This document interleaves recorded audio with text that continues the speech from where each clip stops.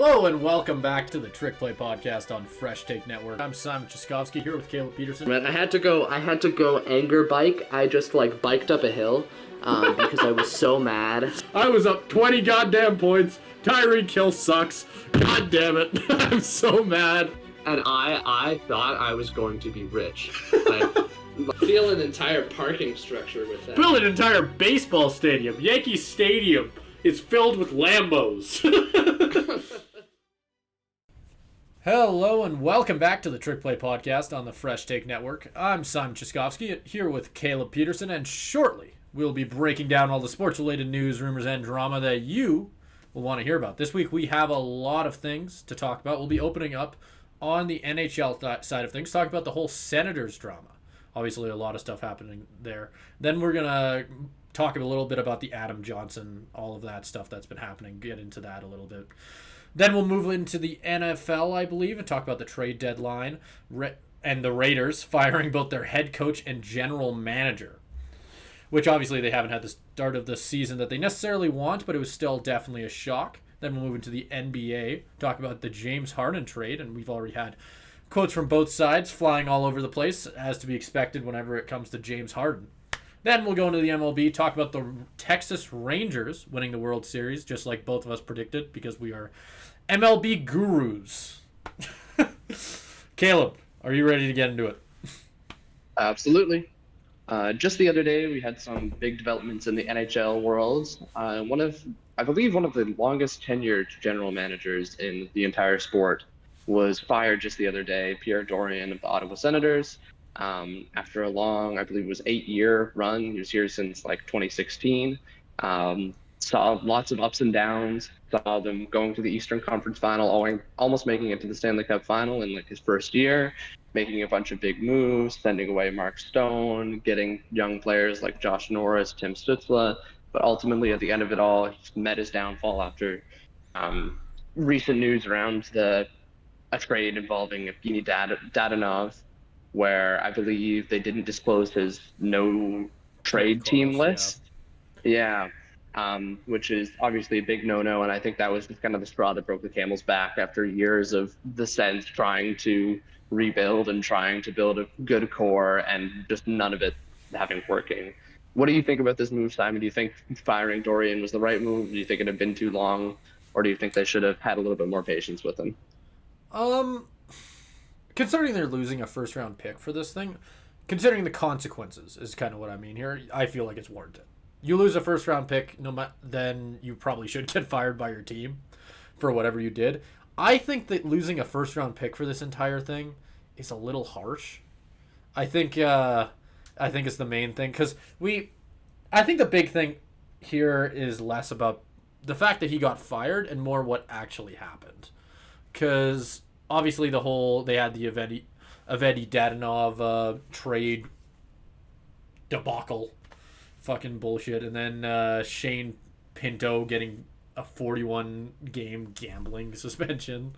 They've had a ridiculous last 2 weeks, or whenever. It hasn't even been a week yet since Shane Pinto's suspension, I believe. Which is a whole nother thing. That's a whole other can of worms, of course. What do you that's what I mean here, where I almost don't know where to start, but I don't feel like him getting fired is where we should necessarily start. I feel like it's more the Evgeny Dadonov thing is crazy to me, because we could talk endlessly, and whenever a big suspension like this gets handed out, the first thing that people bring up is other suspensions that have happened, and I think for Dadonov or for Pinto?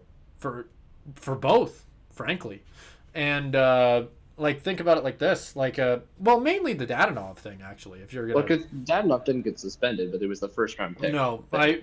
Yeah, you know what? Maybe that suspension was the wrong word. I just more mean the penalty, because especially in recent years with the Chicago Blackhawks and other teams whether there has been things in the last 10 years that have happened in this league that should have arguably been penalized more, and yet they're getting penalized for not revealing a trade list. And it's a first-round pick nonetheless. I think there's a lot of people are mad about it mainly because Chicago didn't lose their first-round pick, which and then they ended up getting Bedard about 2 years later, right? Like it's that type of thing where all of a sudden now you're punching the Senators in the gut as hard as you are over, again, just not revealing a trade list. Like, sure, you don't want that to happen. That's not something that should happen. Trade lists or trade clauses exist for a reason, right? And they shouldn't be just, ignored. But a first-round pick's a bit absurd, especially for the type of penalties we've seen in the past. And even with the Shane Pinto thing, a tweet went viral. I can't remember who sent it off the top of my head. It might have been Nasher, like the NHL, what do you even call them anymore, influencer. I think he said that he pointed out the irony in Shane Pinto getting fined or getting suspended 41 games for gambling while wearing a gambling ad on his helmet. Yeah. And that's the thing that's most upsetting about this. But it's a whole other thing because to talk like you were talking about, mentioning the Senators as a whole is to mention like a whole bunch of issues right now. Yeah. There's the Dadonov stuff, there's the Dorian stuff, and then there's the Pinto stuff. And to talk about the Pinto stuff first, like you're exactly right.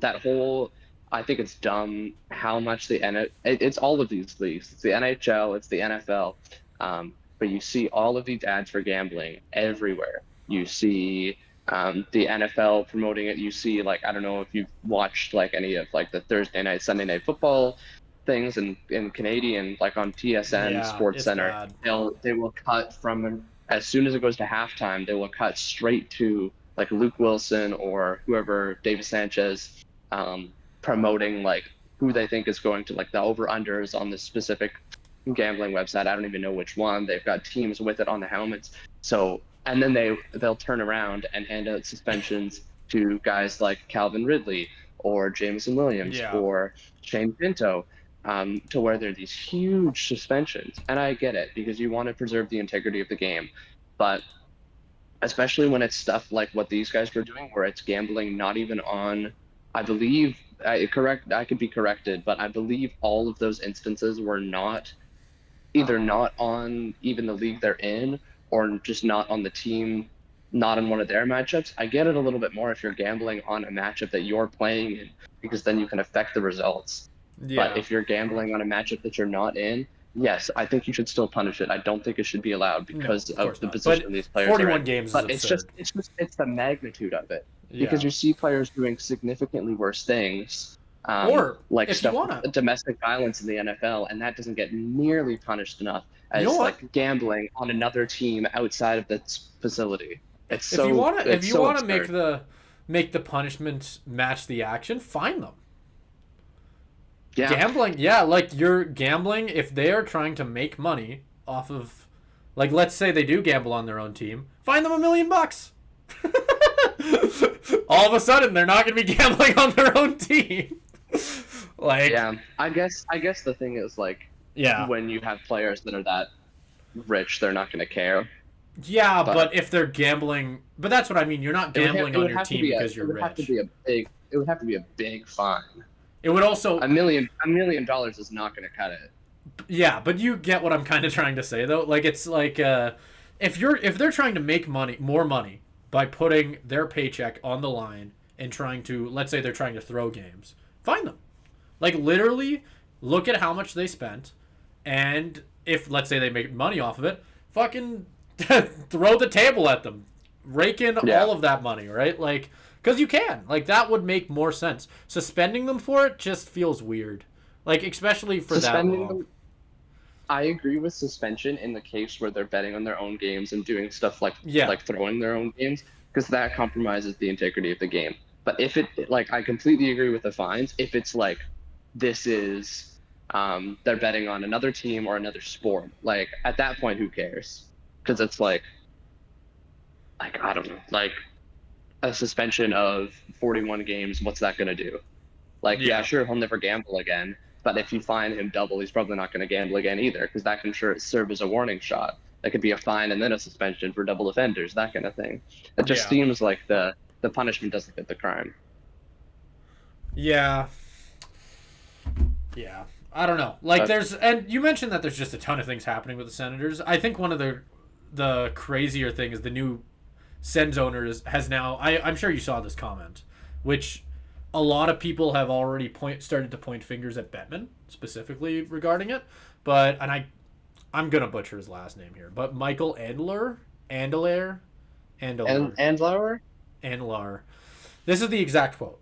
He said the NHL did not advise him of either investigation, botched Dadonov no trade clause, or Pinto sports betting incident before he closed on purchase. Maybe they didn't want to disrupt it to make sure the seller got the best price possible. So a lot of people have instantly started pointing the finger at Bettman and asking him to resign over it, which obviously I feel like that maybe is just a bit of pent-up anger over a lot of different things. But it is interesting, though, because, I mean, and he's already had a lot of great quotes. I was trying to find what he said on the Pinto stuff, because I actually kind of agreed with it. It made a lot of sense. He pointed out the fact that Pinto was already hurt. Like, he was gambling while hurt, which is something that not a lot of people have brought up either. He was injured at the time. He's I don't know exactly how old he is, but it says in the quote. I think the quote was something along the lines of, I'm assuming he's like 21 in this example. He is a 21-year-old millionaire who's sitting on the couch every day, who has to watch all these gambling ads that are literally being sponsored by his own team, and you expect him not to pick up his phone once. Like, it's a little absurd. Because he made a mistake. Of course he made a mistake, but like you said, I don't think they've said that he was betting on his own team. I don't know if they've released that. The punishment doesn't fit the crime. Like, it's nowhere near. But to get back to the other Senator stuff, because again, it is, and the new owner thing is a good thing to point out too, because he's really inheriting a whole lot of garbage, and I think that maybe to get back to the Dorian stuff, maybe this is his way of trying to wipe the slate clean. Because I don't think necessarily that I don't think Dorian is a bad GM, because I think you can look at what he's done. He got the team to the Stanley Cup almost to the Stanley Cup Finals in his first year, and then he's been building a good team from the ground up. Like, he rebuilt, he got some good assets for Erik Karlsson, traded him at the right time. Like, he's been building up a good team of young players, signing them to long-term deals. Like, it's exactly what you want a GM to do. And I think the Senators, while they haven't quite had the success that they've wanted, I mean, Dorian had the quote where it's like, rebuilding is over, and that was like 2 years ago, which doesn't look great on him.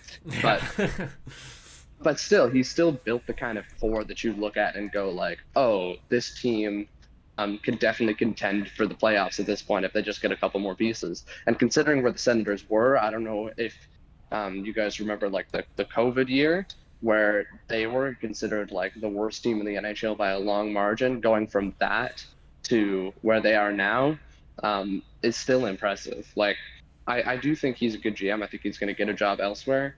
I do also get it, though, from the sense of a new owner coming in, wanting to start clean. The guy at the top who's been there for like 8 years is probably where you'd want to start. Yeah. No, I think that this is just them maybe pressing the reset button, especially with how crazy the last 2 weeks have been. You can argue whether you actually do blame him for the entirety of it. But, and I definitely lean towards no. But, I mean, Pinto you can't, but the Dadonov stuff is on Dorian. Oh, of course.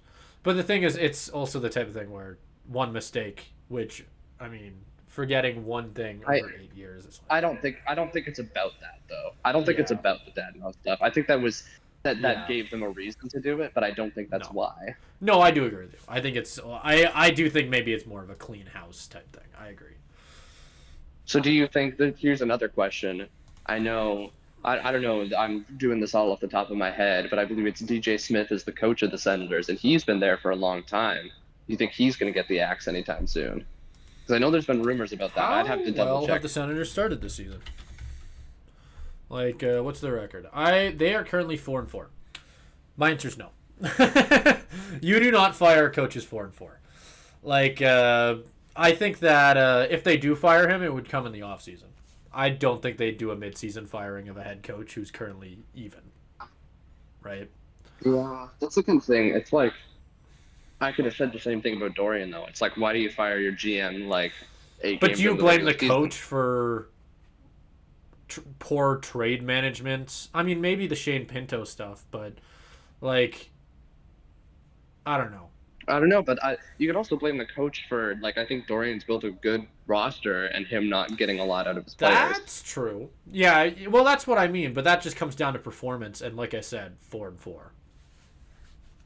Like, Which you don't. is still, I still think that's It's not where they want to underperforming. be, though. No, of course not. Of course not. But I'm saying you don't fire a coach unless you're really bad.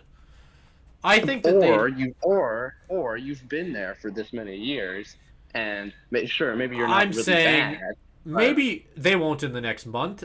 I'm saying you cross that line in maybe late December if you're still sitting at around where they are right now. Maybe.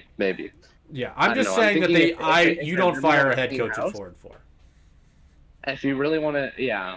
I'm not At saying it's 15 gonna and come, 15, right it away. becomes a different conversation. Yeah. If they really wanted to clean house, I do think it's part of why the Dorian move is so surprising that it came now. I think if the new owner wanted to clean house, you'd should have done it right away and gotten rid of both of them. But I guess he was kind of seeing where they are, and I guess Dorian had a tighter leash than DJ Smith, and the Dadonov move was a reason to get rid of him.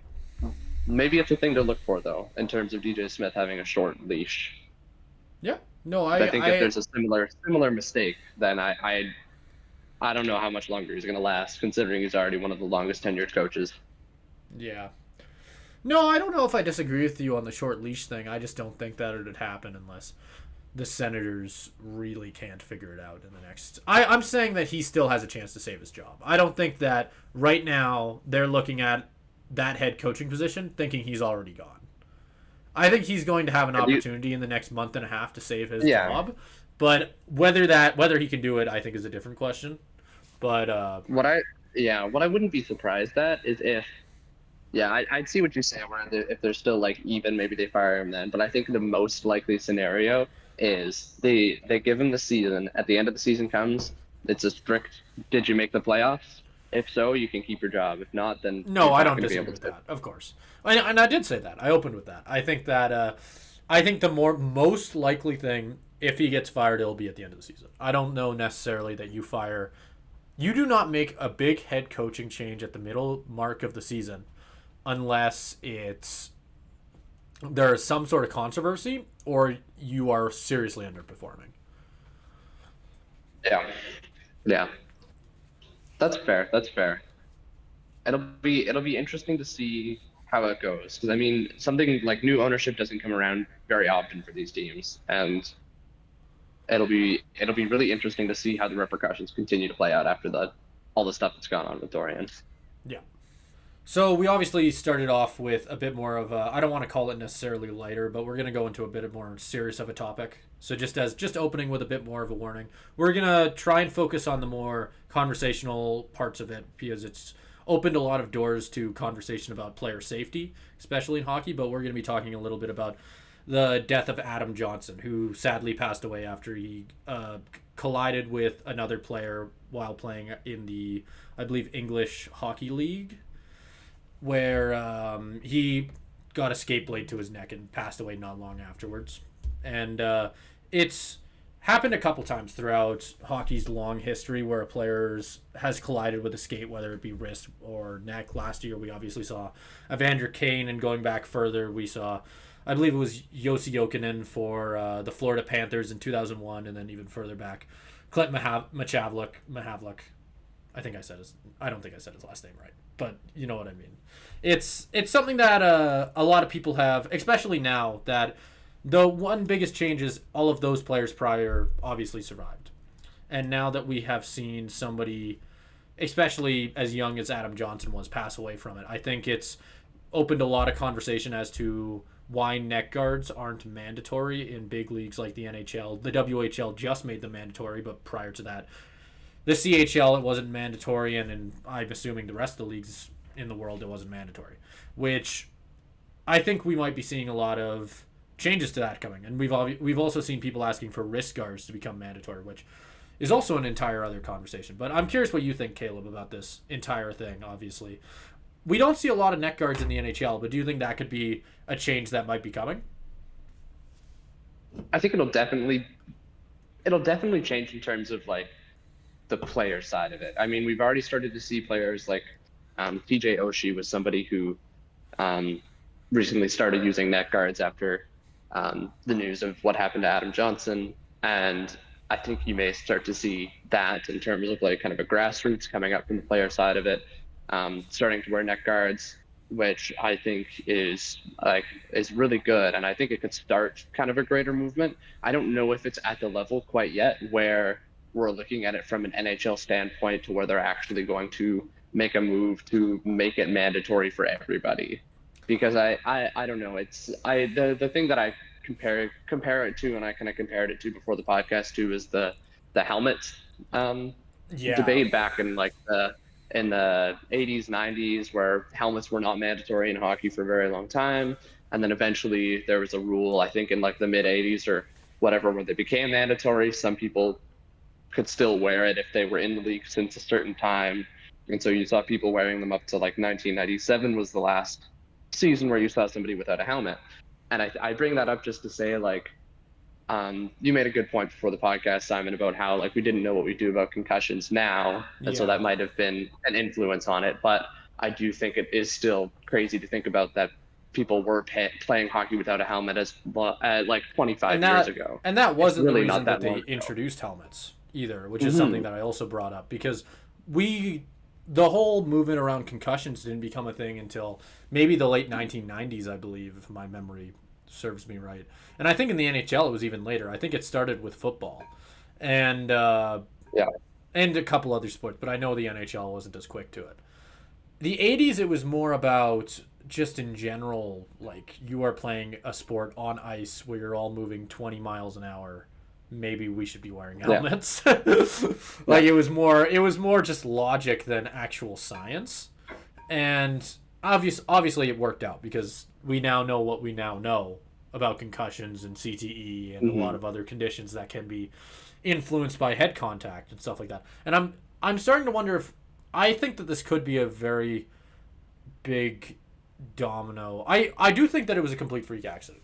First off, I think that I don't think that anything like this has ever happened in the league, because even going back as far as it's been a long time since I've seen what happened with UC Jokinen, because I'm going to compare it. Evander Kane was wrist. I feel like that's a harder thing to compare it to. That's an easier thing for that to happen. That's more likely. I think that with UC Jokinen, I believe it was something along the lines of it was more in front of the net. Again, it was an accident, but I think the skate blade came up. I don't want to try and speculate because I don't remember anymore.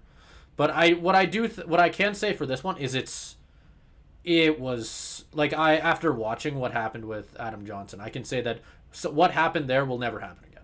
Nothing like that will ever happen again. It's so impossible of a situation that it's just, which makes it hard for me to necessarily side with the fact that this should be the domino that makes net guards mandatory, because I think it needs to be hard to. Yeah. It's hard to say because I agree with you. I haven't seen the video out of my own trying to. It's not necessarily something I want to see, but that kind of thing, considering how many hockey games have been played in the last however long the game has been played, and you can probably count on two hands the amount of times that this sort of incident where a skate blade has come up to the neck, and this being the only one that I can remember in the last 50 years that has actually had the kind of impacts that the Adam Johnson one did, where players like Malarchuk and UC Jokinen recovered. Well, with the Malarchuk thing, that influenced what is now the modern goalie net guard being mandatory. Mm-hmm. Because prior to, and also it's not glass, but I don't know what it's necessarily made of. But the thing that you often see, the plastic thing that hangs down off the helmets, that's also very, very common to see goaltenders wearing stuff like that. And so I'd say that's probably the most similar to the outrage we've seen. I don't know if we'll see it have that much of an outreach, though, because that literally made goaltenders mandatory. Goaltenders have to wear net guards. That is a thing, and that has been a thing since that happened. I think it could. I think it could be a similar incident. I don't know. Like, it walks a tricky line for me because I think it'll all depend on how willing some of the players are to do it. Because I think if you look at this from an Yeah. NHL standpoint, I think the optics are a lot better if you just make it mandatory. They're not going to care, Yeah. because what are they going to have to give up? They're going to make the press look a lot better because you're looking in the news and there's a whole bunch of people who have never really talked about hockey before, and this is coming to a standstill, Yeah. and they're just like painting the game in such a bad light because this happened. Because I mean, it is a terrible look for the game. It Like, is. obviously, No, you it's don't want this to terrible. happen. It's a terrible look. So from the NHL standpoint, I think there's no reason why they wouldn't. I think the only reason is which is why I compared it to the helmet debate, where some players are willing to give up that little bit Yeah. of extra safety for a level of personal comfort or feel or whatever they feel like it's restricting their movement or something. Like with the Craig McTavish, the last player to wear a helmet, Yeah. 1997, he didn't care because he felt that like it built up a lot of heat in his head and he didn't feel comfortable playing with it. So it's that kind of thing where it's like, how much is the net guard going to restrict the players and how much are they going to care? Because I think I if the think. NHL I think they'll throw the idea out there to the players, like saying Yeah. like, how would you feel if we made this mandatory? If there's a big uproar against it, I don't think they're going to do it. I think it's going to take more than that. But Yeah. if they're like, you know what, I don't really care, I. or if they're trying it out like TJ Oshie is and it's fine, I Yeah. could see it happening. But it's going to be interesting to see how the conversation evolves in the next couple of weeks. If they're going to make anything mandatory, the thing is, I could see a bigger push for wrist guards, which we talked about a little bit before on why I necessarily, as somebody who plays beer league hockey, nowhere near the level of that, I can personally say I would never wear a wrist guard. Just to the point of it's where I wear a neck guard every time I go on the ice, right? Like I have since I was probably 4. Because to me and to everybody I've ever played with, that's just normal. And it's actually kind of weird to me that NHL players don't wear neck guards. Because they also protect, I mean, from you have pucks flying at you. I'd want to wear a neck guard. Like it's one of those things where it is kind of nuts to me that they don't already wear it. But I think wrist guards, like I said, I think that the chance of a wrist getting stepped on in like a scramble in front of the net or in the corner somebody slips, that's way higher than what happened over this week with Adam Johnson. Like I can say that I would be a lot more worried about my wrist than I would ever be about somebody getting their skate blade that high. Again, like But it's just a complete freak accident. It's and any of these would yeah. are obviously. Like Mhm. it's just what you're talking about when it comes to even if it's a freak accident, you still have to talk about the odds of it repeating, right? Yeah. And the So fact it's like when you get whenever you go into any of these conversations, it's like, yes, the chances of it ever happening again are so slim. It's going to be like a once every like 100 20, years. 30, 40, No, 50, yeah, 100 years. Like with Like, this situation, I'd but say still 100. similar incidents we've seen, because again, like we're pulling like 3 examples out of the last 50 years, right?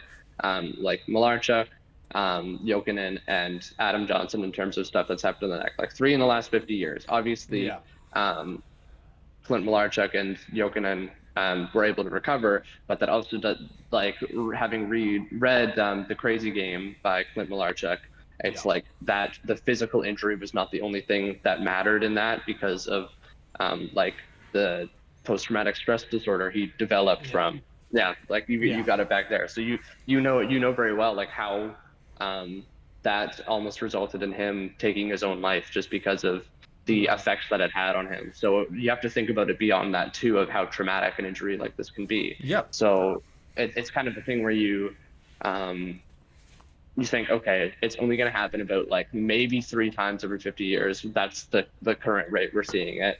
Out of the thousands of hockey games that are played every year, that is an insanely low rate. But yeah.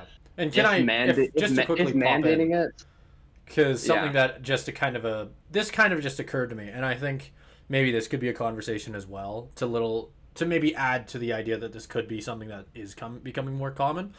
Is think about the fact that, like you said, in the last Malarchuk would have been what 1994, 5, 6, somewhere in there, like Somewhere in there, mid yeah. 90s. Since then, what has been the biggest thing that has happened in the NHL? It's gotten quicker. So maybe that is the biggest thing. It's this could be the next step in protecting players as the whole league gets quicker. Because especially even in the last 10 years, if you watch a hockey game back from even, we're now in 2023, 2013, right? Go watch a game from 2013. One thing you'll notice is it is noticeably slower. And I'm sure if you watch a game in 2033, it will be noticeably quicker again. So maybe maybe this is the type of thing that they have to adjust to because it's just getting quicker. So maybe that is maybe that should be part of the conversation as well, as what factor does the increase in speed and explosiveness in this sport, how much can you give that to add on to like why this is all starting to happen in the last 30 years. That's definitely something you have to like consider, because it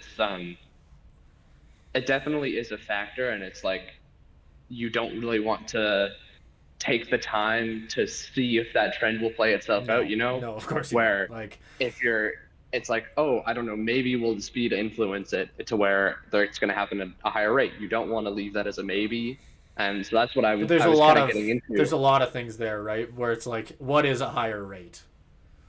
Yeah, and how many more people? And when you're dealing with stuff like this, you want that rate to be zero. So it's like, how much are people willing to give up their own like personal comfort on a day-to-day basis for this to never happen again? And if I'm the NHL, I just think in general, I think neck protectors, like you said, like it's not gonna impact your like how you play on the ice, and a lot of people have already been doing it throughout like junior levels of hockey, mandatory in the WHL. Your experiences, yeah, right. Exactly. Like that when they first introduced seatbelts, everybody was against it. Everybody. You don't ask people from back then. People hated seatbelts because it was uncomfortable. And most people were like, I don't crash my car. I've never been in a car crash. Why do I need a seatbelt? Give it to just the people who have been in a car crash if they're worried about it, right? But it's for that one chance where it might not be your fault. It doesn't matter how good of a driver you are. You never know what's going to happen on the road, right? It's the same thing as hockey. All these players are going 20 miles per hour. It doesn't matter if you're Connor McDavid or if you're Milan Lucic. You cannot control everything, right? Like, it's no matter how skilled you are, you might just be put in a situation that you can't control. And that's what I think it comes down to. It's a good point. And I mean, you bring up McDavid. Like, McDavid is, like, I think without question the best skater in the NHL. And I was still there in person when he got tripped up and fell into the post and shattered his leg. Things happen. Like, the seatbelt thing is a good example of that. It's about having a preventative measure. And it's like, it's a change that is going to feel weird. It's like with the helmet thing. Now we look back on it, and even you were saying, how the hell did it take so long to bring in helmets? Maybe in 10, 20 years, we're going to be saying the same thing about neck guards. And it's just like, if it saves the life of one person, like if there's one incident where, say, it bounces off the neck guard and the person's completely fine, then I think that entire change is worth it, right? Because at the end of the day, it is hockey, and it is just a game. It is, and the stuff like what happened with Adam Johnson is so much bigger than that, and there's going to be debates on it because players aren't going to want to give that up, especially if they're more in the. Some people are going to accommodate to it more easily. But and can I quickly just add on to this, because I wanted to share this story quick, because it took me a second to find it, but you mentioned the idea that it would just bounce off with the neck guard. To be clear, that isn't what would happen, because this is actually something that's happened, where a very similar play has happened. It was in. They didn't add into what happened, but it sounds, the way they describe it is very similar to what happened with the Adam Johnson thing, and he was wearing a neck guard. It is described as an open ice hit where the opponent's skate was at head height and cut his throat during a standard play. And he was wearing an Under Armour neck guard, so the type that you just buy straight out of the store, probably similar to what I'd wear, would be similar to what any player would wear. And I'm going to see if I can show it on the screen. I hope it can show. I don't know how well that's focusing. You can see that there's, maybe if I move it back, So I'm gonna, you know what I'm gonna do? I'm gonna quickly save this photo and send it to myself, and I'm gonna try to remember to throw it on the screen because I think it's a good photo to show just quickly that there are still in this situation, it would still do a lot of damage. Like the way that neck guards are currently built, they are not built to completely block escape blade. That's something that can change too, right? You It look at the is, progression of something like helmets. but it Like still how saved much his how life. much for the Yeah, exactly.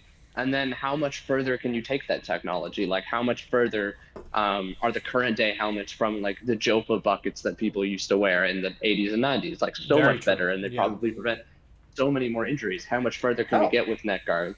hell, Um, with the helmet like that. thing, people were using Jofa buckets in the '80s. There's a very famous Wayne Gretzky story that about him trying to. He kept using it much later in his career, despite being told multiple times not to. And in 19 Wayne Gretzky used the Jofa bucket until 1999. He told this That's story when he about retired. that's when he retired. He in 1991, I believe, he was with the LA Kings. I remember reading his book, which is also behind me. We're talking about a lot of books right now. But he told a story about how he obviously got all of the helmets emailed to him. He got like a pack of 20 or something like that, right? Jofa buckets. And in there was a message written on a note saying, "Please stop wearing our helmets. They are dangerous and do not protect the head at all." Or something along those lines. And I think that could be one of those things, like you said, like how advanced things could get if neck guards do become mandatory and there are more research put into it. Because before today, or before this week, nobody had been talking about improving neck guards. Nobody cared. And this could be the thing that I think maybe Adam Johnson's legacy will be adding to the safety of the game because they will finally look into what has potentially been a big issue in hockey for the last 30 years, whereas things have gotten quicker and more of these things have started to happen. Even with Evander Kane last year. Like now this is two skate related just terrible freak accidents in 2 years. Yep. Like, and I still stand by the fact freak accident. I don't think that this will happen again. But do you really want to take that risk? And maybe it is time to start looking into what we can do to prevent it in the future. Over the last couple of days, I think the most interesting piece of NFL news has come out of Las Vegas, where finally, at least in my opinion, finally. they cut loose one of, if not the worst coach in the NFL, Josh McDaniels. Finally got fired after a disappointing season and a half with the Raiders.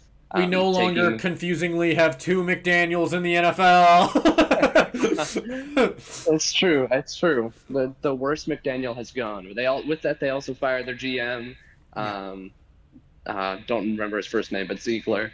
Raiders have just been a complete mess from the coaching standpoint with McDaniel, and then also having Ziegler give out contracts to guys. Some bad ones.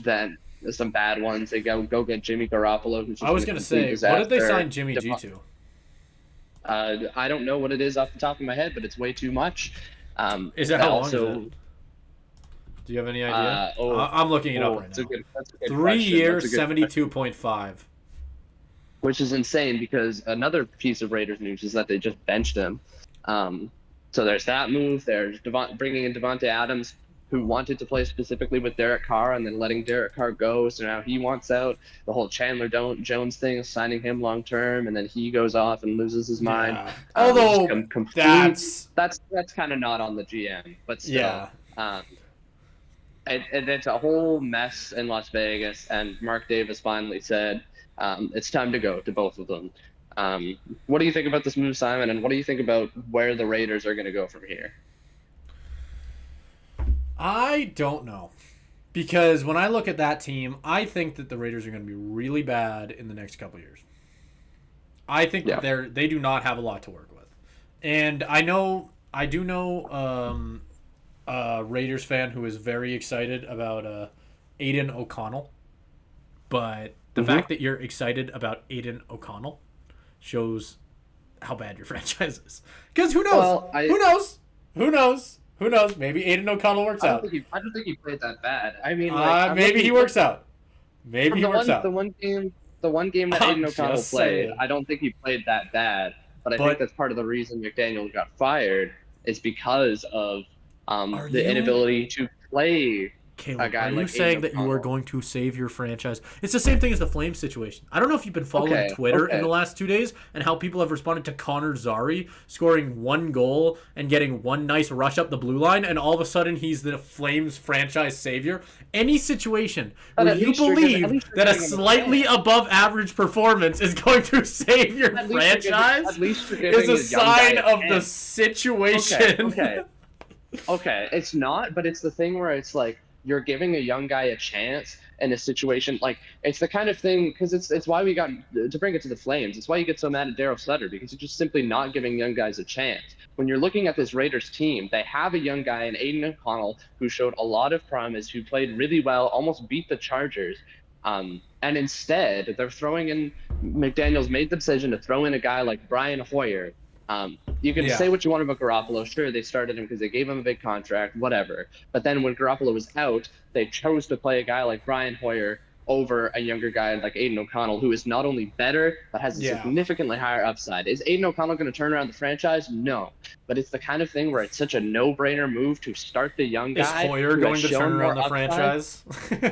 Hoyer is going to sink the franchise. There's a reason they lost to the Bears without Justin Fields, who are playing Tyson Bagent. I think that's what got McDaniels fired more than anything, is the inability to, A, play Aiden O'Connell, who I know Mark Davis really likes, and B, that they then lost that game by like 20 points to the completely hapless Bears. It's just like that is the first in a long string of just coaching faux pas that Josh McDaniels has had. And sure, it's not going to turn around the whole franchise because I think McDaniels already driven it into a ditch before then. But it's just indicative of the larger problem.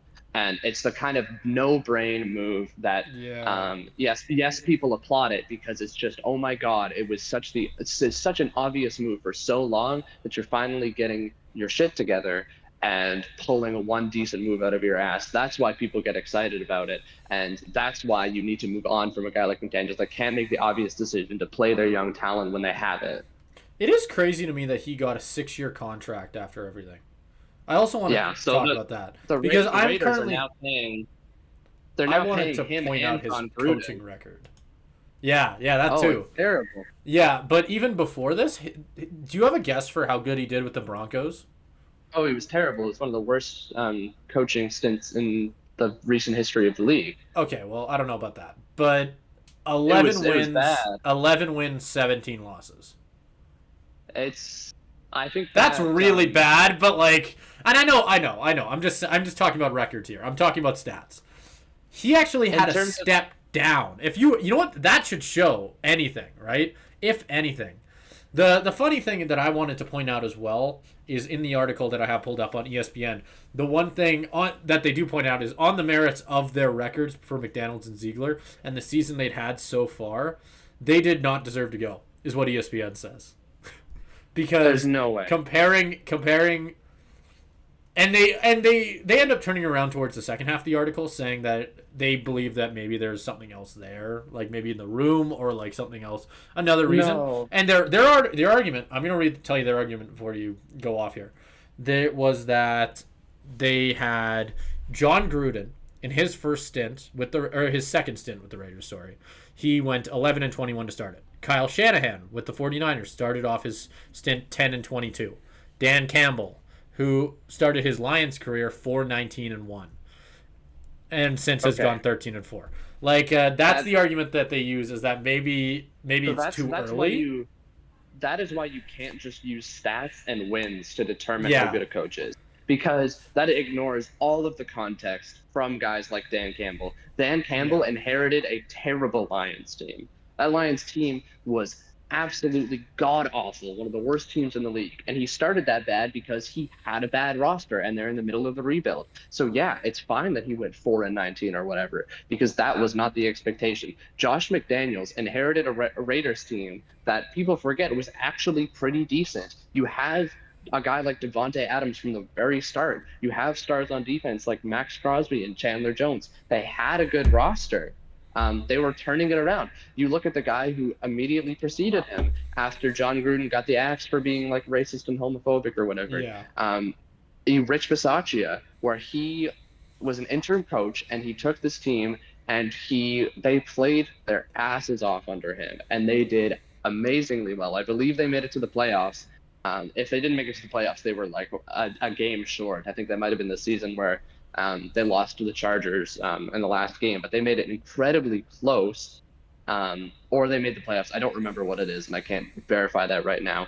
The point is they played their asses off under Bisaccia, and then as soon as McDaniels takes the reins, it's a nosedive. That is the context that differs for all of those guys. Again, Kyle Shanahan is another example. He had a similar record because that Niners team was terrible. It was the Niners teams under Chip Kelly and Jim Tomsula that were just completely treading water. I saw that for so many years being a Seahawks fan where I just chalked the Niners up to a free win on their schedule. Like it takes time to build that.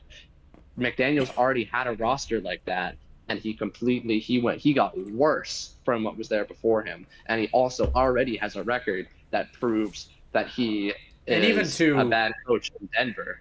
Yeah, and even to talk about Dan Campbell again, like, sure, his record was like the complete opposite because every single offseason, like this is his third year now, I believe, and I remember both of those off seasons when the Lions sucked. I remember personally, I was like, please don't fire Dan Campbell. Don't fire Dan Campbell. That'll be such a mistake. Because even with the losing records, I think we all knew that getting rid of Dan Campbell would be the biggest mistake that the Lions could possibly make because he was not the problem. Like, you could even tell just from the outside how good of a coach Dan Campbell is. And I think even with Kyle Shanahan, you can say a similar thing where we can, like, as Seahawks fans, I think we can admit that Kyle Shanahan is an excellent coach. And John Gruden, piece of shit, all that aside, was a good coach in his prime. Like, so it feels weird to make that comparison. I agree with you. I just wanted to point it out because it is sitting right in front of me and I found it kind of interesting. But one thing that I wanted to ask you, because I saw someone calling for this, and I'm curious what your opinion on this as a Seahawks fan is. People are asking for Marshawn Lynch to come in and coach the Raiders. I saw that. Yeah. You do a better job than Josh McDaniels. That's all I'm saying. Yeah, players would want to play for Marshawn Lynch. Yeah, Marshawn Lynch is not a coach, though. Like, of course not. I don't think he'd want to. First of all, but then like I remember this clip that went around. I saw him talking to Pete Carroll. And Pete's doing his best. He's trying to coach up Marshawn. He's like talking about run gaps and everything. And Marshawn just tells him, "Yo, Pete, like I see a hole, I hit it. I'll just read it." I think that's all he said is, "I'll just read it. I'll just read it." And then Pete keeps talking, and then he just says, "I'll just read it." And then eventually Pete's like, "Yeah, no, it's Marshawn Lynch. He'll be fine. Yeah. He'll just read it." That's the kind of guy that Marshawn is. Marshawn, like people would want to play for him. I don't know how well he's going to actually do in the coaching role. No, but I agree with you. I just wanted to throw it out there. Better than Josh McDaniels. He's still better than Josh McDaniels because I think players wanting to play for you is a huge thing, and I can tell that nobody wanted to play for Josh McDaniels. It's the Ted Lasso I'm already effect. seeing. Oh yeah, it totally is. It totally is. I think that's a big thing, especially from a head coach, because like when you're looking at strategy, that's more on the play caller side. Obviously, the head coach has some influence in that. Yeah. But it's about bringing the team together under like a common culture.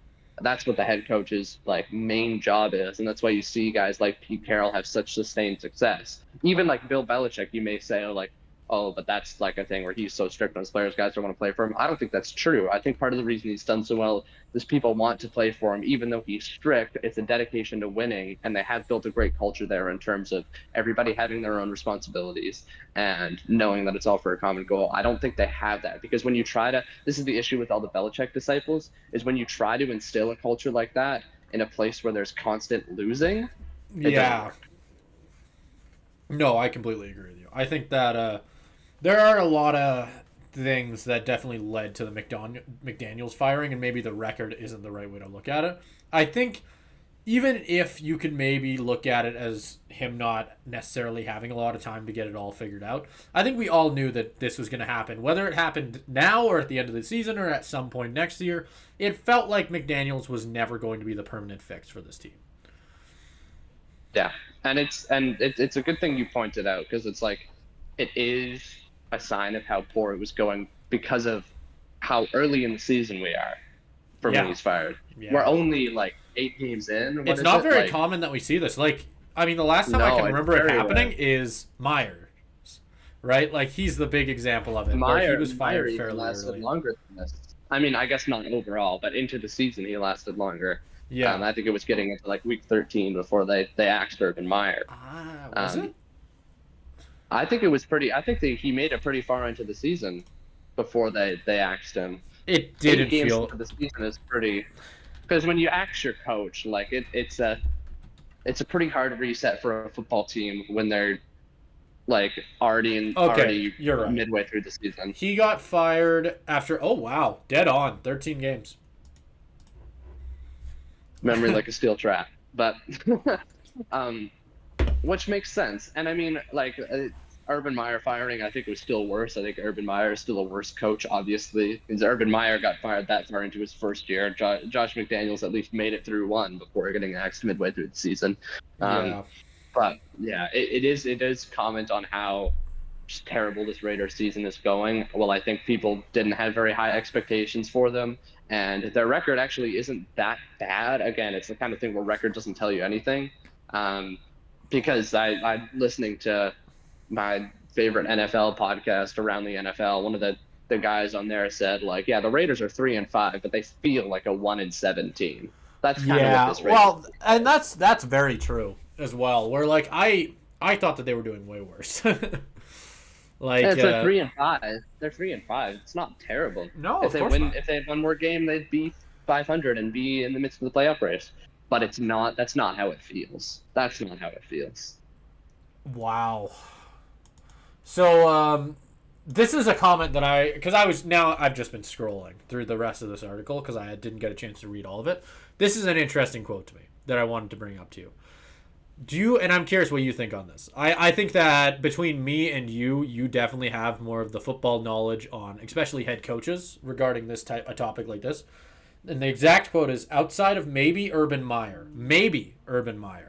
there is a pretty strong case to be made that McDaniels is the worst head coaching hire of the past 2 decades. Yeah, I'd agree with that because I think I would even say it's worse than Urban Meyer. Okay. For not because of performance. Let's say that. I think that it's a distinction that needs to be made between head coaching hire and head coaching like performance. Urban Meyer is Yeah. by far the worst. Again, he's going off and getting lap dances in a Jacksonville bar by week 5. That was the worst like performance of all time. Yeah. Um, And but that it wasn't the Jacksonville team worst. was terrible as well.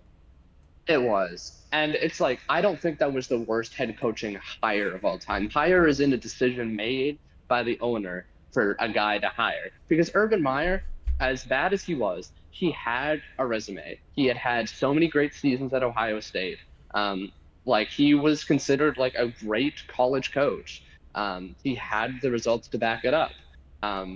So it's like, sure, it turned out terrible, but people can see why they made that decision. With Josh McDaniels, it's like this guy has already proven to you that he's a terrible head coach with his stint on the Denver Broncos, then goes back to New England. Like, he's a fine offensive coordinator, but he's also coordinating an offense that had the greatest quarterback of all time, which Yeah. gives you a huge leverage, and then Who also was probably the calling a greatest head lot of his coach own all time. plays.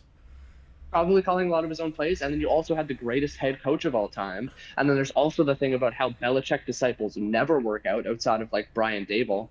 And then there's also the thing where you had Josh McDaniels got hired as the head coach of the Indianapolis Colts, and then he weaseled his way out of it. He committed to it, and then at the last second, he said, "I'm not going to be the head coach of the Colts. I'm going back to New England." So he's already shown that he's kind of this like skeevy guy who can just Yeah. worm his way out of these job opportunities. And then the Colts had to ultimately kind of backpedaled into a better coach in Frank Reich. But then you look at the Raiders, where, okay, this is why I say it's the worst coaching hire of all time. You have all of that information on McDaniels that can prove that he's a terrible head coaching hire, and then you also get dropped into your lap a guy like Rich Bisaccia, who has just led the Raiders in this incredible turnaround after they hadn't started the season very well under Yeah. John Gruden. They went on a run, And again, I don't remember if they actually made the playoffs, but they either made it or were very close. They go on an amazing run under Bisaccia, and there's tons of people, including players, calling for the Raiders to just make him the permanent coach. And instead of getting this guy that the players love and has had consistent results, you go for this guy who has one of the worst coaching resumes in NFL history. Well, that is why I think that is the worst to coaching speak on that hire in the resume, last 20 years. I think that I did not know enough about McDaniel's time with the Broncos, because holy crap. This is why, doesn't tell you everything. I just read a whole paragraph on it. Holy smokes. How? And I just want to read this last section of it before he got fired. Because even this just shows like how bad it was. McDaniels traded a future first-round pick to the Seahawks for a second-round pick and used it on defensive back Alfonso Smith, who lasted one season with the team before being traded for Dan Gronkowski. The Seahawks then used that first-round pick on Earl Thomas.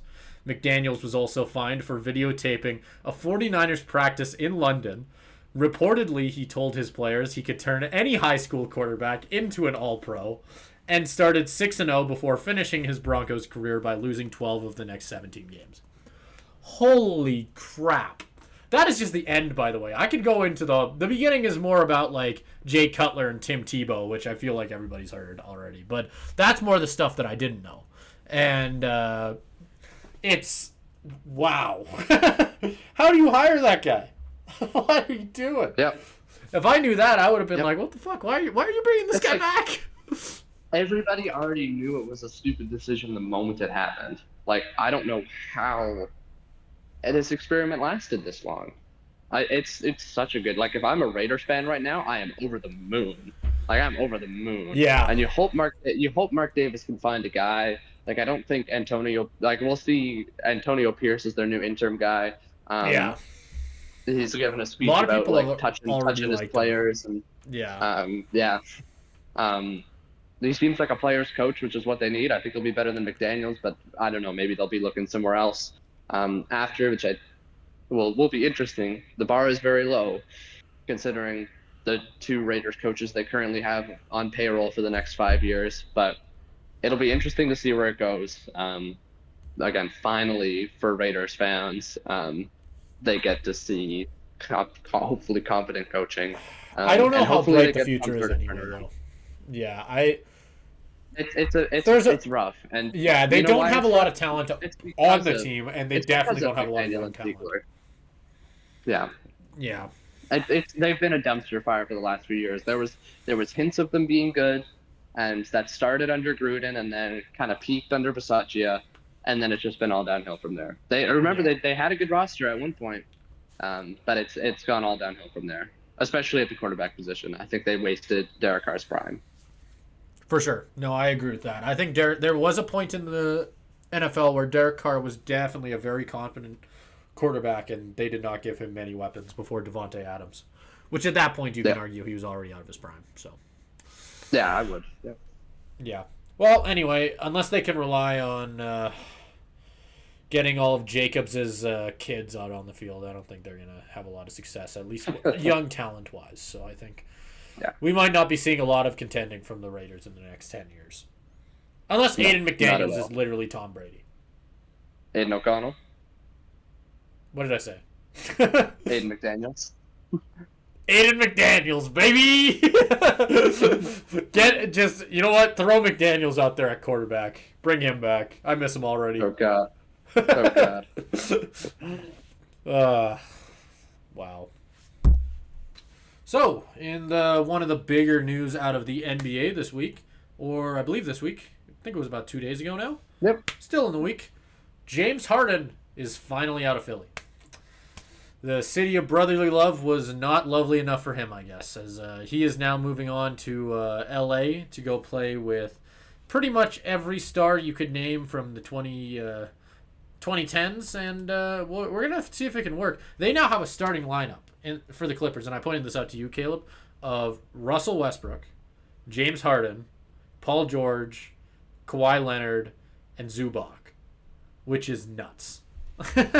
That is a crazy starting lineup. Like, I feel like every year we get like a new big scary monster somewhere on some team where all the players just get stacked on one roster. But it is really interesting because I wonder. We talked a little bit beforehand how we both don't necessarily have the biggest expectations for it, just like nobody does, because most people are like, yeah, I've been there, done that, seen this before. What's new, right? It's I'm curious though what you think on this entire thing, just as if you think it'll work. Maybe do you think they can potentially find playoff success with their incredible amount of rest that they will be able to gather together? Yeah. Like, I don't know. I feel like what you just said is kind of true about this whole thing. It's like, yeah, you've seen this before.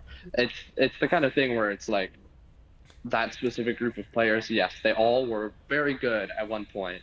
And they all are still very good. It's just still whether you can. They're getting older, and this whole super team thing where you just put a bunch of aging stars together, like it's kind of proven to have not worked. I think the last one was the Nets. With what was it? Well, like the Phoenix KD, Suns, Kyrie, you could argue, is also an example of that with Kevin Durant, Devin Booker, Chris Paul, like that entire roster. Yeah, that's very similar to this. At least they got to the playoffs like that. I think the Nets didn't even make it that far just because of everything that happens. I think with basketball, it is an interesting thing because I think all the egos of these stars have kind of proven to be too big for just one team. And I think it'll be interesting to see how that plays out here. It's the kind of thing where you're looking at it and it's like Paul George and Kawhi have already been together for so many years, and that's not worked out for so many reasons. Yeah. Because injuries and rest and just the chemistry not forming there because they, again, like with all of the other stuff, they haven't even played that many games together. You throw Russell Westbrook in, and he, like, ever since he was like Mr. Triple Double, like he hasn't quite been the same guy. Like there's been a lot of times where he's been more detrimental to his team. The issue that a lot of people have had with Russell Westbrook, even back when he was Mr. Triple Double, was that he was a more selfish player. It wasn't about winning; it was more about accolades. Yeah. And I think even in more recent years, we see that pop up every once in a while. Despite him he hasn't been the top guy on a team since whenever he left the Thunder. No, it would definitely be. Not probably. Definitely since OKC. I was trying to come up with a year, but I can't. Maybe 2019? It's been a long time. Thunder at that point? He was, I believe. Oh, maybe he was on the Rockets at that point. But even with the Rockets, it was James Harden. You could make the argument that with Washington, it was... like Bradley Beal? Yeah, I'd honestly say Bradley Beal was the bigger star in that entire equation. And then, obviously, he goes to the Lakers. I don't have to tell you LeBron's a bigger star than Russell Westbrook at that point. And then he finally went over to the Clippers. And I believe that's all the stops. I'm trying to think, but I don't remember him being on any other teams. And even when, for the majority of the time he was on the Thunder, he played with Kevin Durant. Very star-studded lineup. We've seen a lot of players try and play with Russell Westbrook as their starting point guard. And I just think that when you put 4 ball-dominant players on the court at the same time who all want the ball in their hands, there's only one ball. Yep, that's exactly it. It's kind of what I'm talking about when I say, like, the egos of these 4-star players who are all so used to being the guy. Like, I don't think one team can handle that. It's like you said, like, it's a good way to put it. There's only one ball. And I think that's part of why we see all these super teams collapse. And I think that's why there's not really any hype about this. Because you've seen this in the past where there's been teams that build up these super teams, starting, I think, with the trend. I think the trend started with, like, Dwayne Wade and LeBron and I was going to Chris say, Bosh. Can I quickly jump in right there just to add on to what you're about to say there? They did work, but the big story that has come out in the last couple of years, ever since, I believe there was a documentary that followed Dwayne Wade in some of his last years, it really talked into how there was an actual conversation in the Heat locker room, and Dwayne Wade said that he would go, okay, not all of us can pad the stat sheets. Somebody here needs to be willing to take that backseat role and come in when, obviously, your talent is still going to be used, but somebody needs to be the star and somebody needs to not be the star. And he decided to take a step back and let LeBron be that guy, and they won championships. Right? Yeah, and that's why that formula hasn't worked since then, right? Like, it's because no other teams have had that part of the equation. And with the Warriors, you could say Steph Curry was willing to go, Kevin Durant, Here's the reins. Let's make this thing work. Right? Like, I think there's a lot of, and even before Kevin Durant came there, they were just a more balanced team across the board. Sure, none of them were as big of a star as Steph Curry was, obviously. That was the one big thing. You could argue they obviously were a super team, but it was more because of depth. They were a super team because of the best system we have seen in basketball ever. Yeah. Right? Like, it was more, and some of the best coaching. It was just a revolutionary style of basketball that we'd never seen, and nobody could keep up with their offensive output. Yeah. So I think, and that's not... and we haven't seen it since. It's as simple as that. Yeah, and that's not what we're going to get in LA, and that's why there's no excitement about it. It's all those reasons that you just talked about. Who is going to take a step back?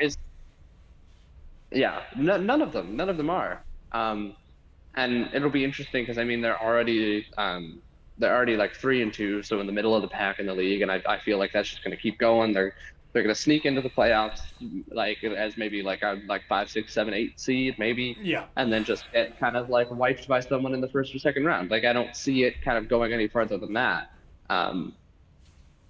because again, like it's a great point, and it's we've talked about this before. Those super teams don't work, and I think all these players are good enough to carry a team on their own, but when you give them all this one roster, especially as they're getting up there in age, then that's not going to work. Like, no, I agree. Like, I just think that we've seen it all before.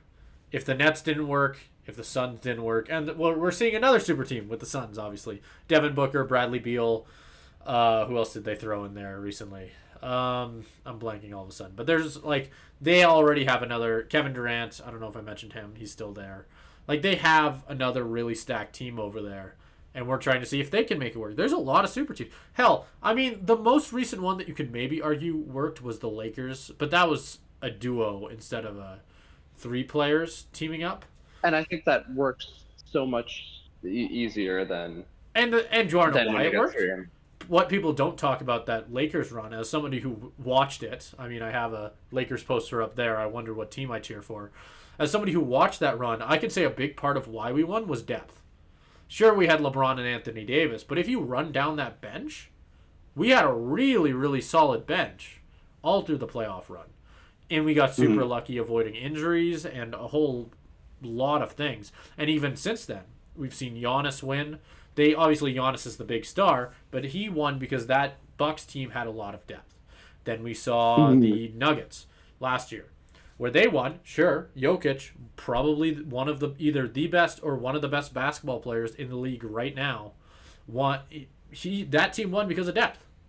So we're now seeing teams. We're seeing kind of, I'd almost call it a balance, like a rebalance across the league of teams realizing that all they need is one star, a good coach and a good system, and depth.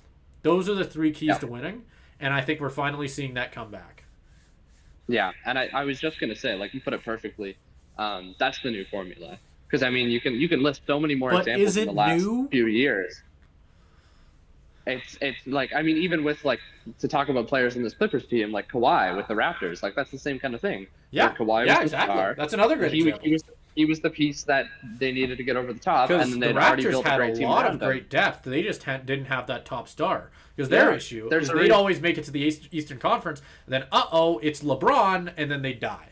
And suddenly, when they had their LeBron stopper, even though he was out of the conference at that point, they finally had their guy who could get them over that hump. They won it all, right? Like it's as simple as that. That's why the Clippers are just kind of a team that's in no man's land right now. No, they're trying to chase a dragon that they shouldn't be chasing. Yeah, I think they brought in Kawhi, who's just not been available for them. Same kind of thing with Paul George, and now they just have all this talent on their team that isn't really available for them, and it's kind of like, what do you do? So they're just going to try to pad the holes while they can, and we'll see how it goes. We don't think it's necessarily going to work, but we'll see how it goes. From the 76ers side, Simon, what do you think about this deal for them? Because I mean, it was kind of obvious that it was going to happen at some point. We didn't know to who, but now, like we talked about before, the roster's looking a little bit more barren. You've obviously still got Embiid, and you've pointed out Tyrese Maxey, but around that... are looking like they have a very bright future. I don't think that. I think it depends on if Joel Embiid wants to stick around past another year or however long his contract has left. I think that I really like Maxey. I think he's a great player. I think he's a really good guard, and he has a lot of potential. I believe in the first however many couple games he's been really, really good. I think he's almost been averaging 30 points at points. So he's been really, really solid when they've needed him. But, I mean, I don't know if it'll be this year. I think they maybe need another couple of years to kind of build around what they have now. I don't think James Harden was ever going to be the thing that really fixed it for them, and I don't think trading for another veteran will be the thing that fixes them. I think they just need to accept the process, maybe, if you will. I think fans are not going to be happy. The thing is, no, not 5 years, not 5 years. One, literally give it one more season to like get their shit together, and I think they'll be better. I think they'll be able to come back with a more balanced roster built around Joel Embiid and Maxey, or I'm forgetting his first name. Fake NBA fan. I suck. Where is he? Oh, where's the name? I can't find it. Whatever. I was forgetting his first name, but it doesn't matter. His name's Maxey. He doesn't have a first name. Tyrese Maxey. Tyrese Maxey. There you go. Well, you're wrong, actually. He doesn't have a first name. But anyway, I think that they just need maybe a season to build around their new duo, depending on if Joel Embiid wants to be a part of that new duo. I think that'll really determine it, right? We'll see what ends up happening. Yeah. With them, I think that their entire future is based on whether they can convince Joel Embiid to stick around. Yeah, because he's the guy. Everything starts and ends with him. He is their star, obviously. And James Harden, as much as they were hoping that would come in and make that duo, like, it was kind of doomed from the start. I mean, everything that happened recently with him and Daryl Morey, and then just him not meshing well to begin with in that team, which it kind of seems like he's been doing ever since he left the Rockets. I wonder if it's a pattern with everybody they have on that Clippers team. I guess it's the kind of thing where it's to end it off. Depending, let's say that this season goes poorly for James Harden and the Clippers, and James Harden wants out again, and you are the general manager of a contending team that all that you need is a guy who can score, a veteran scorer. Are you looking at James Harden, or are you looking in another direction? Especially if you can get him cheap. I think you have to look at it, but it would be a definite, like, you can only bounce around the league so many times until you start to, like, get worried about that kind of thing. Well, team cancel. Where it's like, yeah. Where I'm looking at that and I'm thinking, ooh, do I want a guy like James Harden on my team? Are you telling me that it was the coach all 4 times?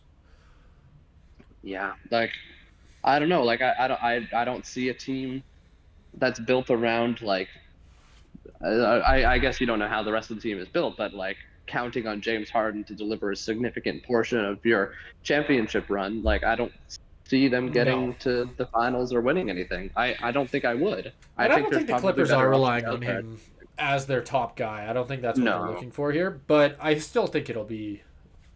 I don't know.